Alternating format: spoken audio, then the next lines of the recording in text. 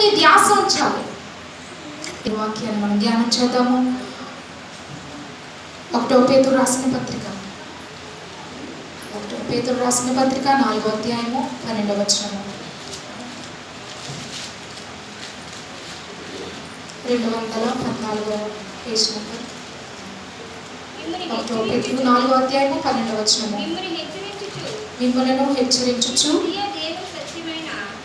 1 పేతురు 4వ అధ్యాయము 12వ వచనము.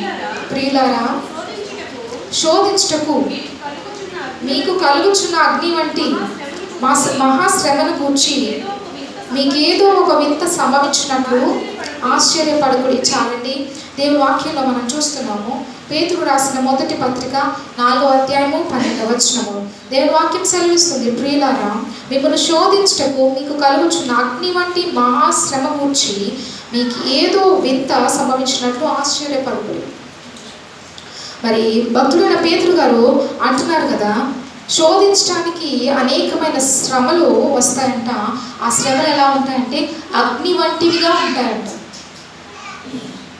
అగ్ని వంటి మహాశ్రమ మీకు వచ్చినప్పుడు ఏదో జరిగిపోయిందని ఆశ్చర్యపడకనంటూ దేవుని వాక్యం. దేవుని సంగమా, పరిశుద్ధాత్మ దేవుడు ఉదయకాల సమయంలో మాట్లాడుతున్నాడు.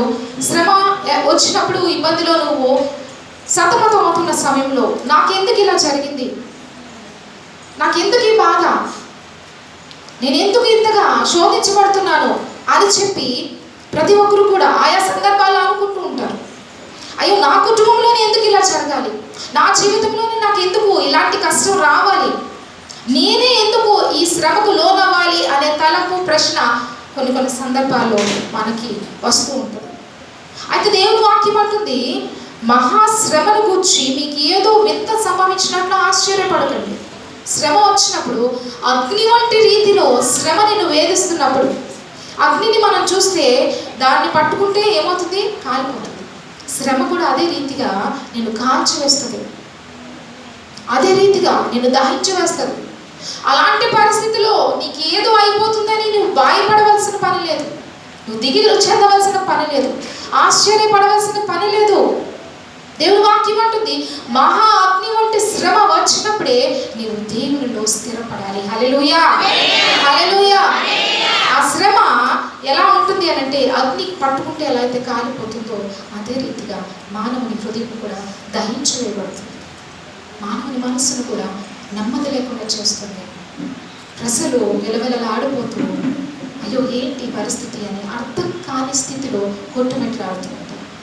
దేవుని వాక్యం అంటుంది, మీకు శోధన కలిగిన ఇబ్బంది వచ్చినప్పుడు మిమ్మల్ని శోధించడానికి వచ్చిన శ్రమను బట్టి అయ్యో నా పరిస్థితి ఏమైపోతుందో అని భయపడవలసిన పని లేదు. కానీ ఆ మహా అగ్ని వంటి శ్రమలో నీవు దేవునిని ఆధారం చేసుకుని జీవించాలంటుంది దేవుని వాక్యం. అగ్ని వంటి శ్రమ వచ్చినప్పుడు దేవుని పైన ఆధారపడడం అంటే చాలా చాలా చాలా కష్టం. అగ్ని వంటి శ్రమ మనల్ని కాల్చివేస్తుంటే జీవము గల దేవుని వైపుకు చూస్తూ ఆయన శరణ కొరకు ఎదురు చూడటం అంటే చాలా కష్టం. అయినప్పటికీ దేవుని వాక్యం ఉంటుంది, అగ్ని వంటి శ్రమ నిన్ను కాల్చివేస్తున్నప్పటికీ కూడా అది ఏదో సంభవిస్తుంది, ఏదో అయిపోతుంది అని చెప్పి నువ్వు బాధపడవలసిన పని లేదు, దిగులు చెందవలసిన పని లేదు. నిన్ను పుట్టించిన దేవుడు నీ పక్షాన ఉన్నాడని ధైర్యం కలిగి జీవించాలి. హల్లెలూయా, హల్లెలూయా. ఆ మహా అగ్ని వంటి శ్రమను దేవుడు మంచు అని చల్లగా మార్చి నిన్ను ఆనందంతో నింపుటకు సమర్థుడు. మనం ఆరాధించే దేవుడు అంటేవాడు, నువ్వు ఆరాధించే దేవుడు అంటేవాడు. ఈ నెమ్మది నీకు ఎప్పుడు కలుగుతుందో తెలుసా?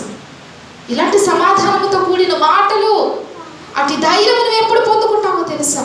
దేవుని మీద ఆధారపడి పరిపూర్ణంగా దేవుని ప్రేమించినప్పుడు, అయ్యో ఈ శ్రమ నన్ను నలిపివేస్తున్నప్పటికీ, ఈ ఇబ్బందుల కొలుగులో నేను కాలిపోతున్నప్పటికీ కూడా నా దేవుడు నాకు తోడుగా ఉన్నాడు, నన్ను నడిపిస్తాడు అనే ధైర్యాన్ని కోల్పోకుండా నువ్వు జీవించినప్పుడే ఈ మాటలను పలకగలుగుతావు, ఈ మాటలను పలకగలుగుతావు. దేవుని సంగమా, పేతురు అంటున్నాడు, మహా అగ్ని వంటి శ్రమ వచ్చినప్పుడు దయచేసి ఏదో జరిగిపోతుంది అని చెప్పి ఆశ్చర్యపడవలసిన పని లేదు. కానీ నాకెందుకు ఇలా జరగాలి, నా కుటుంబంలోనే ఎందుకు ఇలా రావాలి, నేనే ఎందుకు ఎందుకు ఎందుకు శోధింపబడాలి అని ప్రశ్నించడం కాదు. కానీ దేవుని దగ్గర మోకరిల్లు ప్రార్థన చేయడం మనం నేర్చుకోవాలి.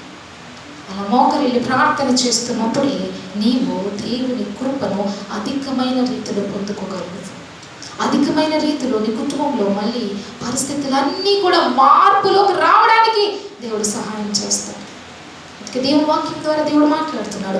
అగ్ని వంటి మహాశ్రమలు వస్తాయి, వచ్చినప్పటికీ కూడా దాని నుంచి నిన్ను విడిపించడానికి నీ దేవుడు నీ పక్షంగా ఉన్నాడని మర్చిపోవద్దు.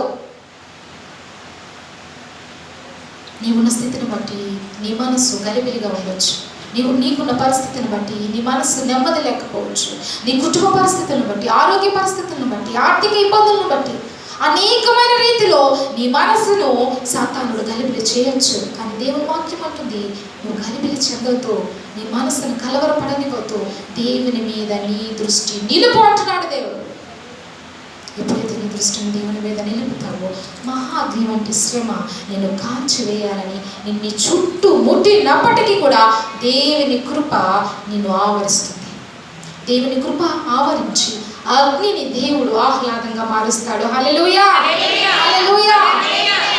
మరి షడ్రకు మేషకు అబేద్నెగోలను మరి వేడిమి గల అగ్నిగుండంలోనికి రాజు పడవేసినప్పుడు వారి విశ్వాసాన్ని, భక్తిని వారు కాపాడుకున్నారు. అయ్యో, ఈ శ్రమలో మేము కాలిపోతున్నామే, ఇంతగా దేవుని ఆరాధించిన మాకు ఎందుకు ఇంత శ్రమ అని చెప్పి వారు అగ్నిలో ఉండి కాలిపోతూ కూడా దేవుని ఆరాధిస్తున్నారు, దేవుని గణపరుస్తున్నారు, దేవుని మహిమపరుస్తున్నారు. అయినప్పటికీ కూడా దేవుడు వారిని ఆదరించుటకు వారి మధ్యలోనికి దిగవచ్చు. ఆ మండుచున్న వేడిమి గల అగ్నిని దేవుడు ఆహ్లాదంగా మార్చివేశాడు. ఉదయకాల సమయంలో చల్లని వాతావరణంలో ఏసీలో మనం ఎలా అయితే కూర్చుని దేవుని మాటలు వింటున్నాము, అదే రీతిగా అగ్నితో మండింపబడుతున్న ఆ ప్రదేశాన్ని దేవుడు ఆహ్లాదంగా మార్చివేశాడు. చల్లగా మారిపోయింది ప్రదేశం. చూస్తున్న వారికి అయితే కంటికి భయంకరమైన అగ్ని మండిపోతున్నట్టుగా కనబడుతుంది. రాజుతో పాటు ఉన్న సమూహం అందరికీ కూడా, వారందరూ కూడా వింతగా చూస్తున్నారు. ఇదేంటి, ఎంత మండుతున్న వేడిలో వీరు చక్కగా మనకంటే సంతోషంగా ఎలా ఉన్నారు అని చెప్పి ఆశ్చర్యపడు లాగున దేవుడి కార్యం జరగవచ్చు. అగ్నిని దేవుడు ఆహ్లాదంగా మార్చిన రీతిగా నీ కుటుంబంలో ఉన్న పరిస్థితిని, నీ జీవితంలో నువ్వు అనుభవిస్తున్న పరిస్థితులను ఆయన మారుస్తానంటున్నాడు. దేవుని మీద ఆధారపడమంటున్నాడు. హల్లెలూయా, హల్లెలూయా. షడ్రకు మేషకు అబేద్నెగో దేవుని మీద ఆధారపడ్డారండి. ఆ దేవుని మీద ఆధారపడ్డారు. నేను బ్రతికినను చనిపోయినను మా దేవుని మేము విడిచిపెట్టమన్నారు. అందును బట్టి దేవుడు వారి యొక్క భక్తిని మెచ్చి, వారి విశ్వాసాన్ని చూసి వారి మధ్యకు వచ్చి గొప్ప వెలుగుతో వారి మధ్య ఆయన సంచారం చేశాడు. అగ్నిగుండంలో శ్రమలో నువ్వు నలిగిపోతున్నప్పుడు నీ దేవుడు నీ పక్షానే ఉన్నాడు, నీ వెన్నంటే ఉన్నాడని మర్చిపోకు. అయ్యో, నన్ను అందరూ విడిచిపెట్టేశారు, నాకెవరు తోడు లేరు, నాకు సహాయం చేసేవారే లేరు, నా పరిస్థితి ఏంటి అని నువ్వు దిగులు చెబుతున్నావు. కానీ దేవుడు నీ వెన్నంటే ఉన్నాడు, మర్చిపోకు. దేవుని ప్రియబిడ్డ, దేవుడు నీ పక్షాన ఉన్నాడు. అగ్నిని ఆహ్లాదంగా మార్చిన దేవుడు ఉదయకాల సమయంలో నీతో మాట్లాడుతున్నాడు. షడ్రకు మేషకు అబేద్నెగోలను ఏ దేవుడైతే రక్షించాడో, సజీవులుగా అగ్నిగుండం నుంచి వారిని బయటకు తీసుకొచ్చాడు. వారి దేహం మీద ఉన్న వస్త్రాలు కాలిపోలేదు, వారి తల వెంట్రుక అయినప్పటికీ కూడా అగ్ని వాసన అంటలేదు. హల్లెలూయా, హల్లెలూయా. అగ్ని వాసన చిటికలో వస్త్రానికంటే తల వెంట్రుకలు త్వరగా తాకుతుంది. కానీ దేవుడు ఆ తల వెంట్రుకకు కూడా అగ్ని వాసన తగలకుండా చేశాడు, అగ్నిని ఆహ్లాదంగా మార్చివేశాడు. అదే రీతిగా నీ జీవితంలో, నీ కుటుంబంలో, నీ పరిస్థితులను దేవుడు మారుస్తాడు. విశ్వాసం ఉంచండి, దేవుని పైన ఆధారపడండి, దేవుని వెంబడించండి. కార్యాలను మీరు చూస్తారు. కార్యాలను ఖచ్చితంగా దేవుడు నీ పక్షంగా చేయబోతున్నాడు. నువ్వు చూడబోతున్నావు. నమ్మండి, విశ్వాసంతో ప్రార్థన చేయండి, పట్టుదల కలిగి. విశ్వాసం ఉంచిన నీవు, దేవుని మాట వింటున్న నీవు ఖచ్చితంగా దేవుని కార్యాలు చూడగలుగుతావు.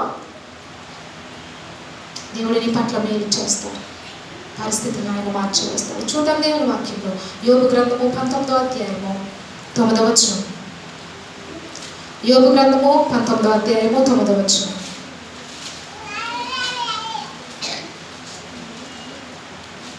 ఆయన నా ఘనతను కొట్టివేసి ఉన్నాడు, ఆయన నా ఘనతను కొట్టివేసి ఉన్నాడు, తల మీద నుండి నా కిరీటం తీసివేసి ఉన్నాడు, నా కిరీటమును తీసివేసి ఉన్నాడు. చాలండి, దేవుని వాక్యంలో మనం చదువుతున్నాం. భక్తుడైన యోబు అంటున్నాడు, ఆయన నా ఘనతను కొట్టివేసి ఉన్నాడు, తల మీద నుండి నా కిరీటమును తీసివేసి ఉన్నాడు. కింద వర్షంలో మనం చూసినట్టయితే నలుదిశలో ఆయన నన్ను విరగొట్టగా నేను నాశనం అయిపోతున్నాను. భక్తుడైన దావీదు అంటున్నాడు, నా ఘనత కొట్టివేయబడింది, నా తల మీద నా కిరీటము తీసివేయబడింది, నాకు ఇంకా ఏమాత్రము నిరీక్షణ లేని స్థితిలో నేను ఉన్నాను అని చెప్పి యోబు ఈ మాటలను పలుకుతూ అంటున్నాడు, ఘనతను కోల్పోయినప్పటికీ తన కిరీటాన్ని, తన వైభవాన్ని, తన ఐశ్వర్యాన్ని, తన సమస్తాన్ని కోల్పోయినప్పటికీ కూడా దేవునిలో విశ్వాసాన్ని కోల్పోలేదు, దేవునిని ప్రార్థించడం మానలేదు, దేవుని అనుసరించటంలో వెనుకబడలేదు యోబు. అయితే అంటున్నాడు, నా ఘనత పోయింది, నా కిరీటము కూడా తీసివేయబడింది, అయినప్పటికీ నా దేవుడు నన్ను ఆదరిస్తాడు. హల్లెలూయా, హల్లెలూయా. పలకగలుగుతున్నావా ఈ మాటలు? నీవు ఇటు రీతిగా నువ్వు ధైర్యంతో దేవుని కొరకు పలకగలుగుతున్నావా? శ్రమలో నలిగిపోతూ కూడా యోబు అంటున్నాడు ఈ మాట, దుఃఖముతో, వేదనతో, కృంగిపోతూ దేవుని సన్నిధానంలో దేవుని బిడ్డగా పలుకుతున్న మాట, ఘనత తీసివేయబడింది, నా కిరీటము తొలగించవేయబడింది, అయినప్పటికీ నలుదిశలా కూడా నేను నాశనం చేయబడ్డాను, విరగొట్టబడ్డాను, అయినప్పటికీ నా దేవుడు నాకు తోడు ఉన్నాడు. మళ్ళీ తిరిగి నా పరిస్థితిని మారుస్తాడు, మళ్ళీ నేను కట్టబడతాను, మళ్ళీ నన్ను దేవుడు నిలబెడతాడు, నా స్థితిని మళ్ళీ దేవుడు నాకు తిరిగి ఇస్తాడు అని విశ్వాసంతో యోబు జీవిస్తూ దేవుని దగ్గర తన భక్తిని కాపాడుకుంటున్నట్టు దేవుని వాక్యం మనం చూస్తాం. దేవుడు కొంతమంది భక్తులు ఉదయకాల సమయంలో దేవుడు మనకి ఎందుకు చూపిస్తున్నాడు అనంటే, వారి వలె నీవు కూడా దేవునిలో నీ ఆత్మీయ స్థితిని పూర్తిగా దేవుని యొక్క సహవాసంలో ఎదగాలి. దేవుని సహవాసంలో ఎదగాలి. దేవుని సహవాసంలో ఎదిగితే నీవు మహా అగ్ని వంటి శ్రమను చూసినప్పుడు ఏమాత్రం తొట్టిల్లిపోలేవు. ఆ ధైర్యాన్ని దేవుడు నీకు ఇస్తాడు. ఆ ధైర్యంతో కూడిన మాటలు దేవుని కొరకు పలకడానికి దేవుడి కృప చూపిస్తాడు. యోబు కూడా అట్టి రీతిగా దేవుని ధైర్యాన్ని పొందుకొని అంటున్నాడు, ఇట్టి శ్రమలు నా జీవితంలో నేను అనుభవిస్తున్నప్పటికీ నలుదిశలా నేను నలగగొట్టబడ్డాను, అయినప్పటికీ నా నిరీక్షణ క్రీస్తు యేసులో బలముగా ఉన్నది అంటున్నాడు. బలముగా ఉన్నది నా నిరీక్షణ. నీ లంగరు క్రీస్తులో బలముగా నాటబడితే అటు ఇటు తొలగిపోకుండా ఆ లంగరు నిన్ను కన్నెలబెడుతుంది.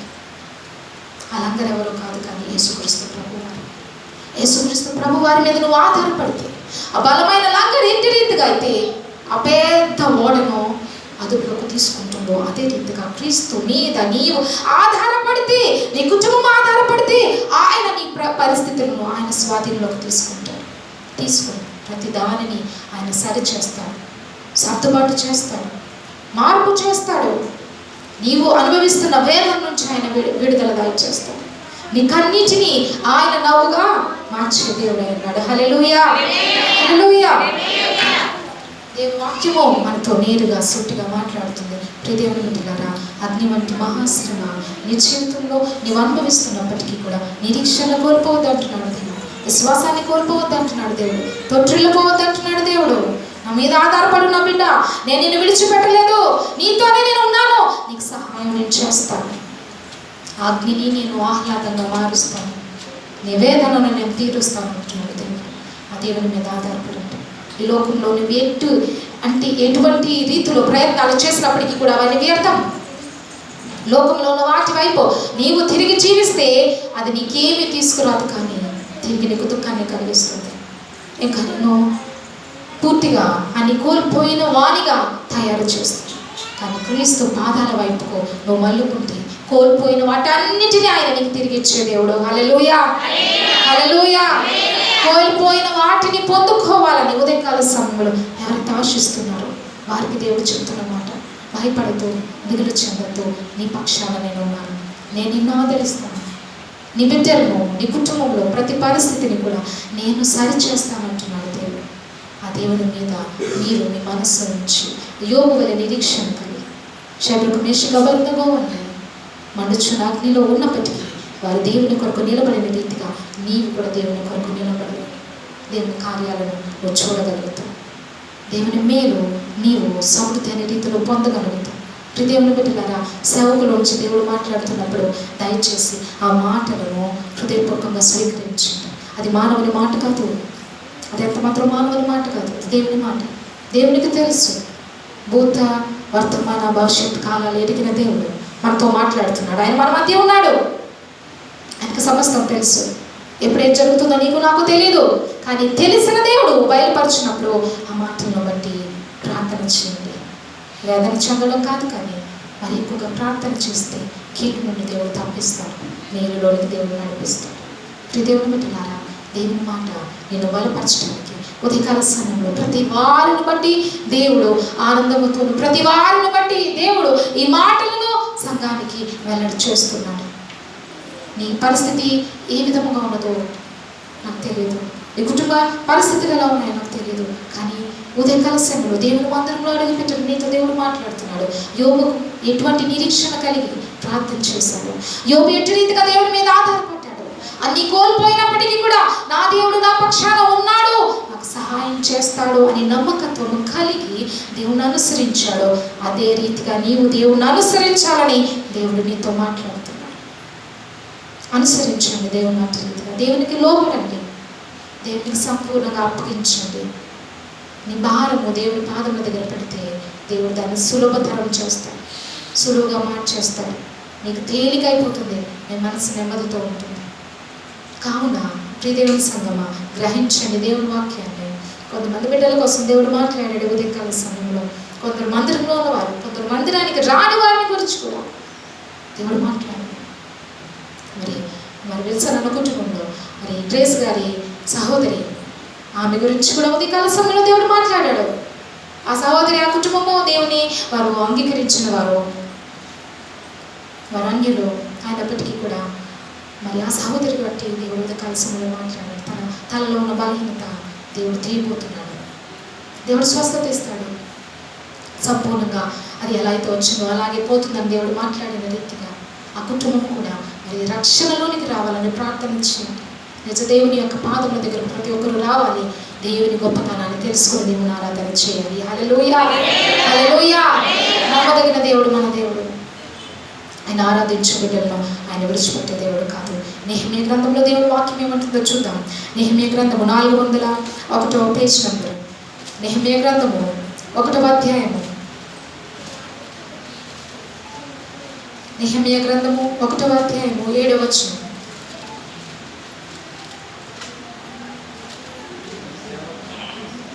నెహెమ్యా గ్రంథము 1వ అధ్యాయము 7వ వచనము.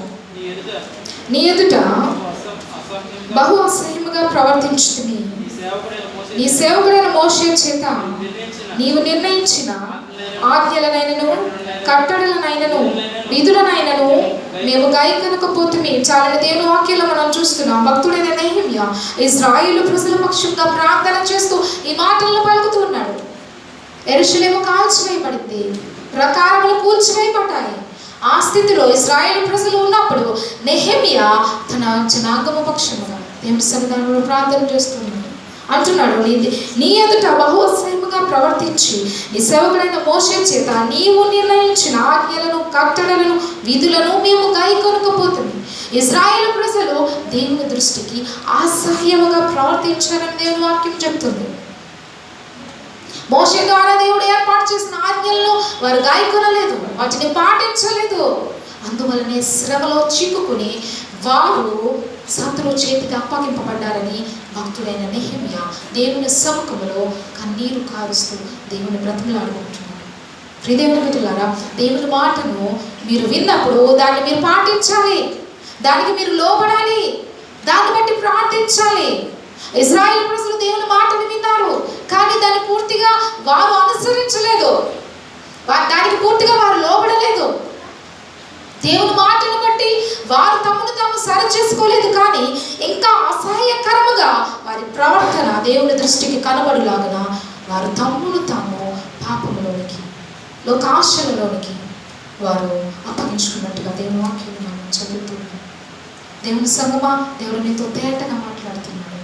దేవునికి అసహ్యమైనది నీలో ఏది ఉన్నప్పటికీ కూడా అది ఆశీర్వాదాన్ని ఆపేస్తుందని గ్రహించండి. నీ కుటుంబంలో మేలు జరగాలి అనంటే, నీ పరిస్థితులు మారాలి అనంటే అసహ్యకరమైనది పోవాలి బయటికి.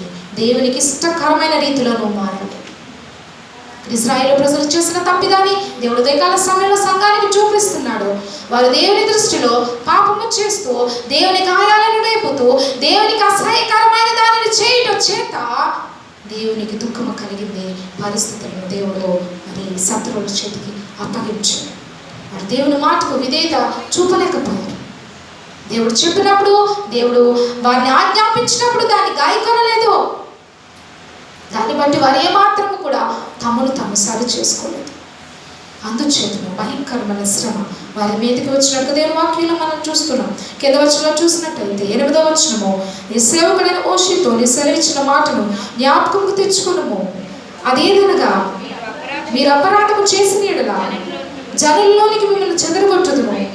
అయితే మీరు నా వైపు తిరిగి నా ఆజ్ఞలను అనుసరించి నడిచిన యెడల భూదిగంతముల వరకు మీరు తోలివేయబడినను అక్కడి నుండి సహా మిమ్మల్ని గూర్చి నా నామముచ్చుటకు నేను ఏర్పరచుకున్న స్థలములకు మిమ్మల్ని రప్పించుదనని నీవు సెలవిచ్చితివి కదా.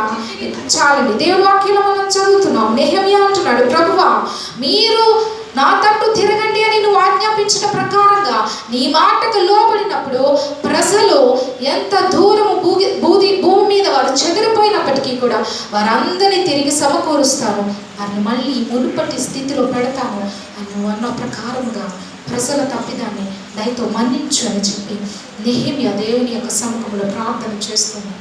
దేవుని బిడ్డలారా, నీ కుటుంబ పరిస్థితులు ఎట్టి రీతిగా ఉన్నప్పటికీ కూడా దేవుడు వాటన్నిటినీ కూడా సరిదిద్దుతానంటున్నాడు. అనారోగ్య పరిస్థితులు ఉన్నప్పటికీ కూడా దాన్ని బాగు చేస్తానంటున్నాడు. ఆర్థిక ఇబ్బందులు ఉన్నప్పటికీ కూడా దానిని నేను సమృద్ధిగా మారుస్తానంటున్నాడు దేవుడు. అయితే దేవుని ప్రజలు చేయవలసిన పని ఏంటి అనంటే ఆయన వైపుకు తిరగాలి, ఆయన ఆజ్ఞను గైకొని జీవించాలి. హల్లెలూయా, హల్లెలూయా. నీవు ఆయన వైపుకు తిరిగితే మాత్రమే నీ పరిస్థితులు మార్పులోకి వస్తాయి. తిరిగిన నీవు ఆయన ఆజ్ఞను పాటించు, ఆయన మాట ప్రకారంగా జీవించు. తిరిగితే సరిపోదు. దేవుని వైపుకు తిరిగాను అన్నట్టుగా ఉంటే సరిపోదు. కానీ దేవుడు ఏదైతే ఆజ్ఞాపిస్తున్నాడు, దేవుని వాక్యం ఏదైతే నీతో చెప్తుందో దాన్ని పాటించాలి, దాన్ని బట్టి ప్రార్థించాలి, దాన్ని బట్టి ప్రతి నిమిషము కూడా దేవునిలో బలపడుతూ నీ విశ్వాసాన్ని కాపాడుకొని నిరీక్షణ కలిగి జీవిస్తావు. దేవుని కార్యాలు ప్రజలు ఇంకా సమృద్ధి అయిన రీతిలో చూడడానికి దేవుడు కృప చూపిస్తాడు. కానీ ఇక్కడ ఇశ్రాయేలు ప్రజలు చేసిన తప్పిదాన్ని మరొక మాట దేవుడు జ్ఞాపకం చేస్తున్నాడు. దేవుడు ఆజ్ఞాపించినప్పటికీ కూడా దేవుడు ఆజ్ఞను గాయకొనలేదు. దేవుడు హెచ్చరించినప్పటికీ కూడా దేవుని లోపడలేదు. దేవుడు నా మాట వినండి నా ప్రజలారా అని చెప్తున్నప్పటికీ కూడా మేము వినము అని వారి చెవులు మూసుకున్నారు. అందును బట్టి శత్రువు చేతికి వారు అప్పగింపబడినప్పుడు సమస్తము కూడా తారుమారైపోయింది. ప్రియదేవుని బిడ్డ, ఉదయకాల సమయంలో దేవుని వాక్యాన్ని వింటున్న నీవు పరిపూర్ణంగా దేవుని మాటకు లోబడు, పరిపూర్ణంగా దేవునికి విధేయత కలిగి జీవించు. నీవు దేవుని వైపు తిరుగుతున్నావు అనంటే ఆయన మాటను పాటిస్తూ నడిచినప్పుడు దేవుని కనుదృష్టి నీ కుటుంబం పైన ఉంటుంది. నీ ప్రతి పరిస్థితిని కూడా ఆయన నీ కళ్ళ ముందే మార్చివేస్తాడు. హల్లెలూయా, హల్లెలూయా. ఈ కార్యాలు నీ జీవితంలో దేవుడు చేస్తున్నాడు, నువ్వు చూస్తున్నావు. ఇంకా చూడాలి అనంటే దేవుని మాటకు పరిపూర్ణంగా లోబడాలని దేవుని వాక్యం చెప్తుంది. పరిపూర్ణంగా లోబడాలి. పరిపూర్ణంగా లోబడినప్పుడే దేవుని మాటను నువ్వు విధేయతగా చూపించినప్పుడే, దేవుని మార్గంలో నడవడానికి నువ్వు ఇష్టపడినప్పుడే దేవుని కార్యాలను మనం పరిపూర్ణమైన రీతిలో చూడగలుగుతాం. కానీ ఇశ్రాయేలు ప్రజలు చేసిన తప్పిదం ఏంటంటే దేవుని మాటను విని కూడా వారు దాని ప్రకారంగా జీవించలేదు, దేవుని ఆజ్ఞను పాటించలేదు. దేవునికి అసహ్యకరమైనది, దేవునికి ఇష్టం లేనిది వారు చేయటం చేత వారు దేవుని ఆశీర్వాదాన్ని కోల్పోయారు, శాపాన్ని కొని తెచ్చుకున్నారు. శాపం వారి మీదకి వచ్చినప్పుడు పరిస్థితులు ఎలా ఉన్నాయంటే యెరూషలేము పట్టణము కాల్చివేయబడింది, ప్రాకారంలో కూల్చివేయబడ్డాయి. అందమైన సుందరమైన ప్రదేశాలన్నిటినీ కూడా శత్రువు కాల్చివేసి, మనము కూడా దేవునిలో బలహీనమైతే, ఆత్మీయ జీవితంలో నువ్వు వెనకబడితే నీ పరిస్థితి కూడా, నీ కుటుంబ పరిస్థితులు కూడా అలా మారిపోతాయి. సాతాను చోటు చేసుకుంటాడు. ప్రతిదానిని కూడా రూపమే మారిపోతుంది, పరిస్థితులే మారిపోతాయి. కానీ దేవుడు అంటున్నాడు, నా వైపుకు తిరిగితే, నా మాట వింటే, నా మాట ప్రకారంగా నువ్వు జీవిస్తే, నిన్ను నీవు నాలో సరి చేసుకుని ఏదైతే నేను చెప్తున్నానో దాని ప్రకారంగా నీవు ఇష్టపడి బ్రతికితే నేను నీ పక్షంగా కార్యం చేస్తాను అంటున్నాడు దేవుడు. హల్లెలూయా, హల్లెలూయా. నిన్ను విడిచిపెట్టేవాడు కాదు, నువ్వు ఆరాధించే దేవుడు. శ్రమలో నిన్ను వదిలిపెట్టే దేవుడు కాదు. నేను ఆదరించడానికి ఈ మాటలు దేవుడు చెప్తున్నాడు.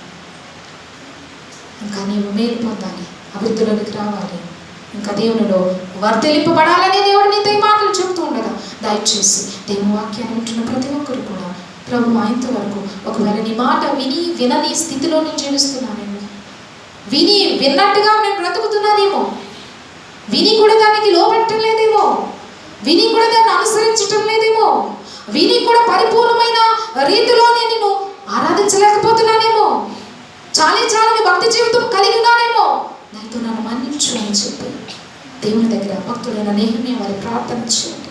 భక్తుడైన నెహెమ్యా ప్రార్థన ఇంటి తీతుకుందో తెలుసా?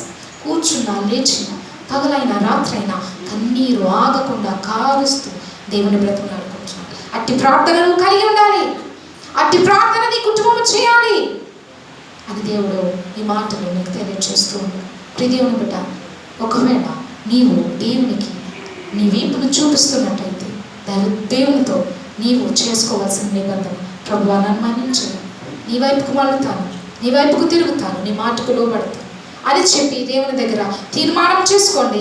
దేవుని ఆశీర్వాదాలు సమృద్ధి అనే రీతిలో పొందుకోండి. చూద్దాం 1 పేతురు రాసిన పత్రికలో దేవుని వాక్యం ఏం సెలవిస్తుందో. 1 పేతురు రాసిన పత్రిక 1వ అధ్యాయం 7వ వచనం. 1 పేతురు, నశించిపో సువర్ణము అగ్ని పరీక్ష వలన శుద్ధిపరచబడుచున్నది కదా, దానికంటే అమూల్యమైన మీ విశ్వాసము మీ శోధనల చేత పరీక్షకు నిలిచినదై యేసుక్రీస్తు ప్రత్యక్షమైనప్పుడు నీకు మెప్పును మహిమయు ఘనతయు కలుగుటకై కారణమగును. చాలండి, దేవుని వాక్యంలో మనం చూస్తున్నాము, అగ్ని పరీక్ష వలన శుద్ధపరచబడుతుంది సువర్ణము. అదే రీతిగా నీవు కూడా నీ విశ్వాసము శోధనలో ఉన్నప్పుడు ఇంకా అభివృద్ధిలోనికి రావాలి. నువ్వు శోధింపబడుతున్నప్పుడు నీ విశ్వాసం ఇంకా అభివృద్ధి అయిపోవాలి. దినదినము గనిలో ఉంటుంది సువర్ణము, బంగారం, అది తగ్గుతారు, మట్టిలో తీస్తారు, శుద్ధీకరణకు వస్తుంది. సమ్మెటి దెబ్బకు అది గురి అవుతుంది. సమ్మెటి దెబ్బ అని అంటే 1-2 సార్లు కొట్టి ఊరుకోరు, దానికి చక్కని రూపం వచ్చే వరకు కూడా ఆ సువర్ణము సమ్మెట దెబ్బలకు లోనవుతుంది. అదే రీతిగా నీ జీవితంలో కూడా శ్రమ వచ్చినప్పుడు సమ్మెట దెబ్బలు నువ్వు కూడా అనుభవిస్తావు, సమ్మెట దెబ్బలు నువ్వు కూడా రుచి చూస్తావు.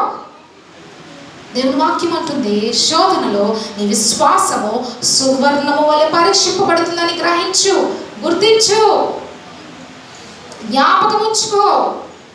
సమ్మెట దెబ్బకు గురి అవుతున్న నీవు సువర్ణము వలె తయారవుతున్నావు దేవుని చేతిలో. హల్లెలూయా, హల్లెలూయా. విశ్వాసము కాపాడుకుంటే, దేవునిలో యథార్థంగా జీవిస్తే, దేవుని మీద ఆధారపడి బ్రతికితే, సువర్ణం ఏ రీతిగా అయితే ఆ యొక్క పని చేస్తున్న వ్యక్తి చేతిలో సమ్మెట దెబ్బలకు గురి అవుతూ అందమైన ఆభరణంగా తయారవుతుందో, అదే రీతిగా శ్రమలో ఉన్న నీవు, సమ్మెట దెబ్బలను అనుభవిస్తూ ఉన్న నీవు సువర్ణము వలె పరీక్షింపబడుతున్నావు. దేవుడు నిన్ను అందమైన ఆభరణముగా మారుస్తున్నాడని గ్రహించాడు. దుఃఖపడ్డం కాదు, వేదన పడ్డం కాదు, ఇంకా నలిగిపోవడం కాదు, కానీ ప్రభువా ఈ శోధనలో సువర్ణం వలె ప్రకాశించే శక్తి నాకు ఇవ్వని ప్రార్థన చేయాలి. పరీక్షింపబడుతున్న నీవు విజయాన్ని పొందుకుంటూ అట్టి రీతిగా జీవిస్తే, పరీక్షింపబడుతున్న నీవు సంతోషాన్ని చూస్తూ అట్టి రీతిగా జీవిస్తే, పరీక్షింపబడుతున్న నీవు దేవుని కార్యాన్ని పరిపూర్ణమైన రీతిలో జీవితంలో అనుభవిస్తావు. ఎప్పుడో తెలుసా, సమ్మెట దెబ్బ తగులుతుంది అనుకుంటే అది ఏ రీతిగా అయితే మంచి ఆభరణంగా తయారవుతుంది. శ్రమలో నలుగుతున్న నీవు కూడా విశ్వాసాన్ని పరీక్షలో ఈ యొక్క శోధనలో నీవు జయిస్తే, అనుభవిస్తే, దేవుడు దాన్ని గొప్ప బహుమానంగా మారుస్తాడు. గొప్ప బహుమానంగా మారుతుంది అది.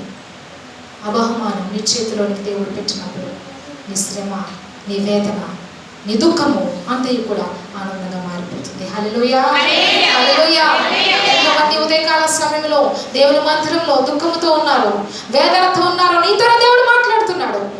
సమ్మెట దెబ్బకు గురి అవుతున్న సువర్ణము శోధింపబడిన తరువాత అందమైన ఆభరణంగా తయారైన రీతిలో ప్రియదేవుని బిడ్డ నీతో దేవుడు మాట్లాడుతున్నాడు. బాధపడకు, దుఃఖపడకు, నీకు నేను మేలు చేయబోతున్నాను అంటున్నాడు దేవుడు.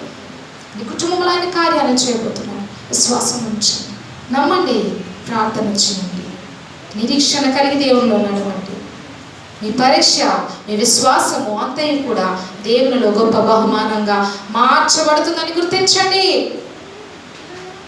ఆ సమ్మెట దెబ్బ అనుభవిస్తున్న నీవు ఆ క్షణం ముందే ఎందుకు నాకు ఈ బాధ అనుకుంటే నీ విశ్వాసం అంతయు కూడా శూన్యమైపోతుంది, నీ నిరీక్షణ అంతయు కూడా నీరుగారిపోతుంది. దేవునిలో బలంగా నిలబడలేవు, దేవుని కొరకు బలంగా మాట్లాడలేవు, ప్రార్థన చేయలేవు. అందుకే దేవుడు అంటున్నాడు, నీవు దేవునిలో శోధింపబడుతున్నావు అని అంటే సువర్ణం వల్ల నిన్ను మార్చుటకు దేవుడు పరీక్షిస్తున్నాడు. ఆ పరీక్షలో నేను నిలబడాలి, విశ్వాసాన్ని కాపాడుకోవాలి. ప్రార్థన పట్టుదలగా ఎడతెగక చేస్తూ దేవుని బ్రతిమలాడుకోండి. నెహెమ్యా అట్టి రీతిగా ప్రార్థన చేస్తున్నాను, ప్రభువా నేను నీ వైపు తిరుగుతున్నాను, నీ మాటకు లోబడుతున్నాను, ప్రభువా నా జనాంగం యొక్క పాపాన్ని మన్నించు, మా మీద దయ చూపు అని నెహెమ్యా ప్రార్థన చేసిన రీతిగా నీవు కూడా ప్రార్థన చేయి. ప్రతి తప్పిదాన్ని దేవుని దగ్గర ఒప్పుకోలులోనికి రండి. సరిచేయబడే స్థితిలోనికి నువ్వు వచ్చినప్పుడు సమయాన్ని పెట్టిన దేవుడు, చూస్తున్న దేవుడు, ఆయన కార్యాన్ని దేవుడు చేస్తాడు, దేవుడు జరిగిస్తాడు. విశ్వాసంతో కనిపెట్టాలి దేవుని దగ్గర. చూద్దాం యోబు గ్రంథంలో దేవుని వాక్యం ఏమి సెలవిస్తుందో. యోబు గ్రంథము 23వ అధ్యాయము 10వ వచనము. యోబు గ్రంథము 23వ అధ్యాయము 10వ వచనము.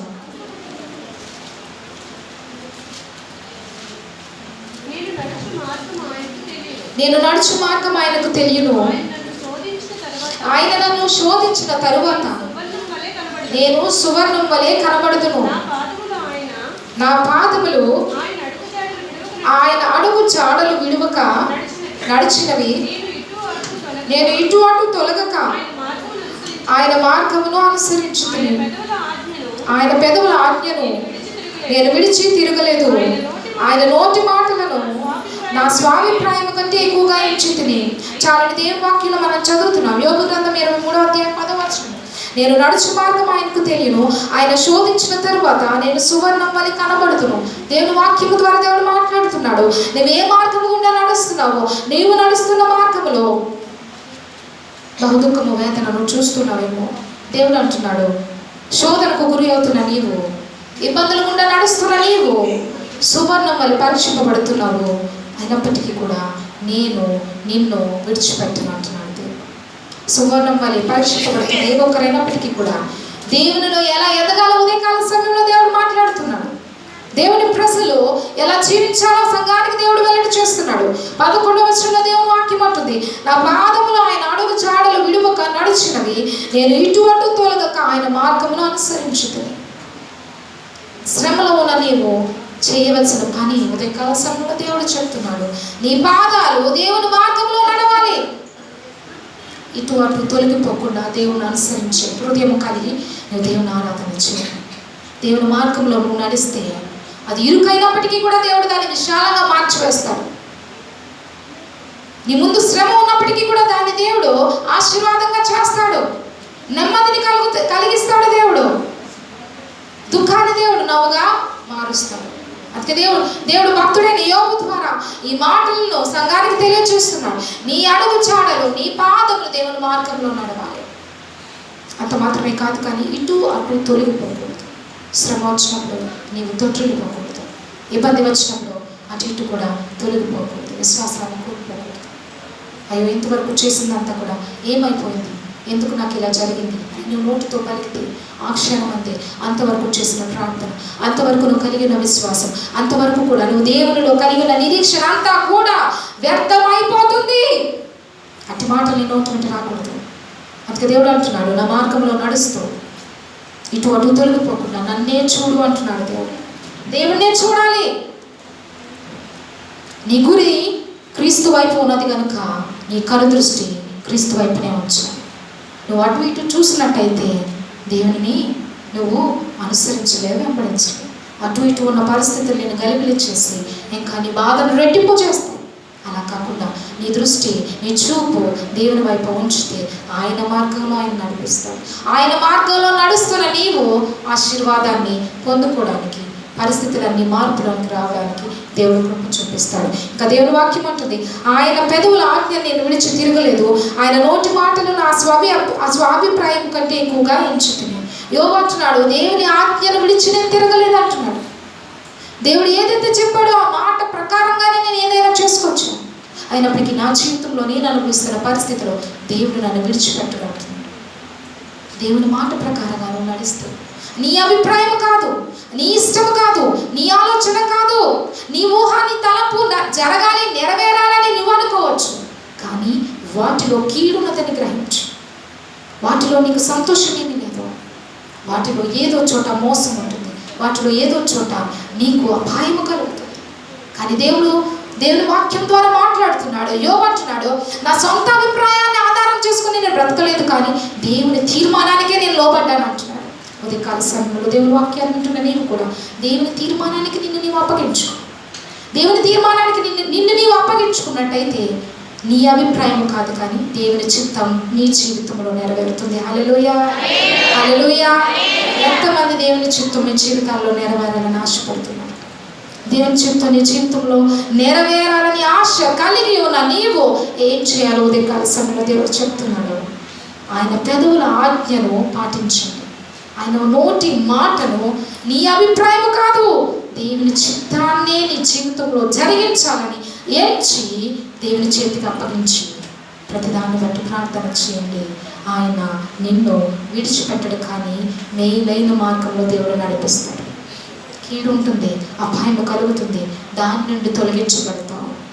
దేవుని హస్తమే నిన్ను ఆదరించి నడిపిస్తుంది కనుక అపాయం నుండి తప్పించి ఆయన మేలు చేసి నిన్ను నీ కుటుంబాన్ని దీవిస్తాడు. చివరిగా ఈ మాట చెప్పి నేను వాక్యాన్ని ముగిస్తాను. యోబు గ్రంథము 8వ అధ్యాయం 21వ వచనంలో దేవుని వాక్యం ఏం సెలవిస్తుందో చూద్దాం. యోబు గ్రంథము 8వ అధ్యాయము 21వ వచనం, నిన్ను పగపట్టువారు అవమానభరితులగుదురు, దుష్టుల గుడారము నిలవకపోవును, అయితే ఇంకను ఆయన నీకు నోటి నిండా నవ్వు కలుగ చేయును. చాలండి, దేవుని వాక్యంలో మనం చదువుతున్నాం. యోబు గ్రంథం 8వ అధ్యాయం 21వ వచనంలో, నిన్ను పగపట్టువారు అవమానభరితులగుదురు, దుష్టుల గుడారము ఇక నిలవకపోవును. ఎవరైతే శత్రువులుగా ఉన్నారో, నీ మీద ఎవరైతే పొంచి ఉన్నారో, నీ మనసును గాయపరుస్తున్నారో, నిన్ను దుఃఖపరుస్తున్నారో, నీ మంచిని నీ బాగును చూసి ఓర్చుకోకుండా నిన్ను ఇంకా ఇంకా పాడు చేయాలని చూస్తున్నారో, వారిని బట్టి నువ్వు బాధపడద్దు. కానీ నీ మీద పగపట్టిన వారు అవమానపడే రీతిగా దేవుడు నీ జీవితంలో కార్యాలు చేస్తానంటున్నాడు. నిన్ను బాధించేవారు నిన్ను చూసి వారే సిగ్గుపడతారు అని దేవుని వాక్యం చెబుతుంది. దేవుని బిడ్డలారా, ఇది నీ జీవితంలో జరగాలి అంటే దేవుడు అంటున్నాడు, ఇంకనూ ఆయన నీ నోటి నిండా నవ్వు కలుగ చేయును, ప్రహర్షముతో నీ పెదవులను నింపును. నీ నోటి నిండా దేవుడు నవ్వు నుంచి ప్రహర్షముతో నీ పెదవులు దేవుణ్ణి స్తుతించులాగున దేవుడు కార్యం చేయబోతున్నాడు. నమ్మండి, విశ్వాసం ఉంచండి. శత్రువు నిన్ను బాధిస్తున్నప్పటికీ దేవుడు అంటున్నాడు, బాధపడతో, దిగులు చెందతో, నిన్ను అవమానపరుస్తున్న వారే సిగ్గుపడేలా నీ పట్ల నేను కార్యాలు చేయబోతున్నాను అంటున్నాడు దేవుడు. నీ నోటి నిండా నవ్వుంచి నీ పెదవులతో గొప్ప స్తుతిగా ఆనందం చేయ రీతిగా నీ పట్ల కార్యాలు చేస్తానంటున్నాడు దేవుడు. నిన్ను ఆదరించి ధైర్యపరిచి నీ కుటుంబం పట్ల చేయబోతున్న కార్యాలను బట్టి నిరీక్షణ కలిగి ప్రార్థన చేయండి. ఈ వాక్యము మీ జీవితాల్లో దేవుడు ఫలింపులోనికి తీసుకొచ్చిన కనుక దేవుడి మాట